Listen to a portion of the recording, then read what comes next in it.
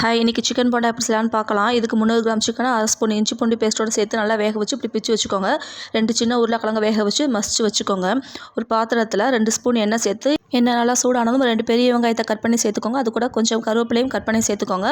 வெங்காயம் நல்லா வதங்கினதும் 1/2 ஸ்பூன் அளவுக்கு மிளகாய்த்தூள், 1/4 ஸ்பூன் மஞ்சத்தூள், 1/2 ஸ்பூன் கரம் மசால் தூள், 1/2 ஸ்பூன் மல்லித்தூள் சேர்த்து கொஞ்சம் உப்பு சேர்த்து நல்லா வதக்கி எடுத்துக்கோங்க. நம்ம ஏற்கனவே சிக்கன் வேக வைக்கும்போது கொஞ்சம் உப்பு சேர்த்துருக்கோம், அதனால் பார்த்து சேர்த்துக்கோங்க.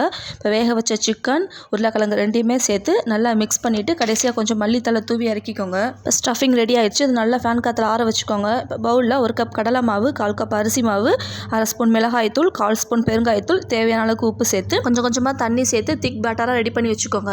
மாவு தண்ணியாக இல்லாமல் கொஞ்சம் திக்காக இருக்கிற மாதிரி பார்த்துக்கோங்க. இப்போ நம்ம ரெடி பண்ணி வச்சுருக்க சிக்கனை உங்களுக்கு தேவையான அளவுக்கு எடுத்து உருண்டை பிடிச்சி வச்சுக்கோங்க. எல்லாத்தையுமே ஒரு உருண்டையாக எடுத்து மாவில் போட்டு மிதமான சூட்டில் இருக்கிற எண்ணெயில் போட்டு 2 பக்கம் நல்லா கோல்டன் ப்ரௌன் கலரில் வர வரைக்கும் பொரிச்சு எடுத்துக்கோங்க. அவ்வளோ தான், சூப்பரான சிக்கன் போண்டா ரெடி ஆயிடுச்சு. வீட்டில் ட்ரை பண்ணி பார்த்துட்டு எப்படின்னு சொல்லுங்கள். எனக்கு இன்னொரு ரெசிபி